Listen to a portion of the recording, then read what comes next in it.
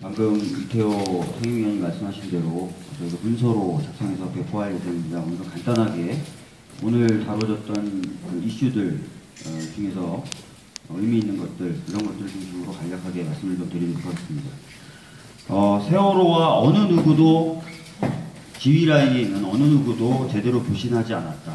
그리고 정보를 취득하지도 않았고 또 세월호 상황과 관련된 정보들을 전파하지 않았다라는 것이 다시 한번 확인이 됐습니다. 이 과정에서 광역 대책본부나 중앙대책본부 또는 지역대책본부에서 서로 책임을 떠넘기고, 특히 광역은 중앙으로, 중앙은 지역으로 책임 떠넘기는 모습이 명백히 드러났다는 점을 말씀드리도록 하겠습니다. 물론 이 쟁점은 과거부터 계속 문제시 되어왔던 쟁점이라서 새로울 것은 없습니다. 그러나 국민분들 보시는 그 바로 앞에서 다시 한번 이 쟁점을 다뤘다는 점 역시 의미 있다고 생각합니다. 그리고 오늘 청문회를 계기로 새로운 쟁점으로 떠오르는 것들이 있습니다. 오늘 좀 더 시간이 있고 했으면 좀 더 많은 내용이 나올 수 있지 않았을까 기대는 했지만, 일단 새로운 쟁점으로 부각시켰다는 것, 그것이 의미 있는 것 같습니다. 먼저는 TRS 녹취록이 여러 버전이 존재한다는 것이 공식적으로 문제제기가 됐습니다. 여러분들 잘 아시겠지만 검찰의 수사나 또는 감사원의 감사가 이 TRS 녹취록에 기반한 것이 많습니다. 그런데 이 TRS 녹취록 자체가 여러 버전이 존재한다. 실제로 다른 내용이 있으면서 특히 오류가 있어 보이는 부분도 있다라는 것들이 오늘 공식화됐습니다. 따라서 이 녹취록의 많은 부분을 기반한 검찰의 수사와 감사원의 감사가 과연 제대로 된 것인가라는 의문도 새로운 쟁점으로 좀 떠오르는 것 같습니다.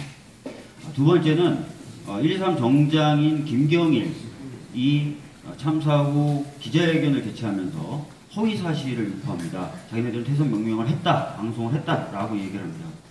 그래서 그 내용을 기반으로 해서 국정조사를 치러나가죠. 그런데 이 허위 기자회견을 하도록 위에서 지시했다는 내용까지 나왔는데, 과연 그 위가 누구냐에 대해서는 전혀 수사와 감사가 이루어지지 않았었습니다. 그런데 이 위에 대해서 오늘 좀 더 확인은 필요하지만 처음으로 실명이 거론됐다는 점이 굉장히 새로운 어떤 쟁점으로 떠오르고 있다고 보여집니다. 김문홍이라는 이름이 김경일 입으로부터 나왔다는 것이죠. 물론 추가적인 확인이 더 필요합니다. 이 부분이 좀 집중을 해서 보셔야 될 부분이라고 생각합니다.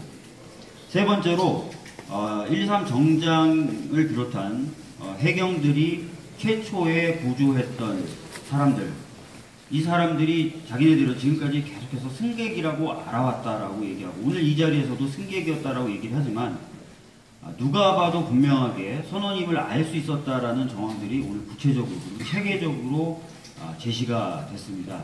이런 부분도 눈여겨보셔야 될 것 같다는 생각이 듭니다.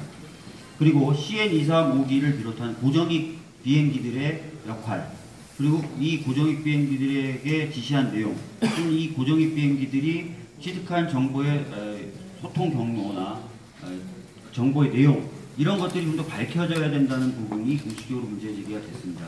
아시다시피 이 부분은 검찰 수사나 감사에 제대로 좀 밝혀지지 않은 부분이었습니다.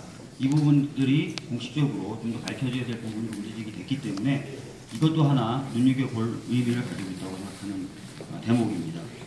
마지막으로 작을 수는 있습니다. 오늘 생존 화물기사가 이런 얘기했습니다. 화상을 입어서 고통스러워서 누가 손가락 하나 대는 것조차도 힘들어하는 그런 상황이었지만 헤엄을 쳐서 본인이 탈출을 했다라는 얘기를 했습니다. 그러면서 와류 같은 것이 없었다. 무척 굉장히 잔잔했다라는 얘기를 했습니다.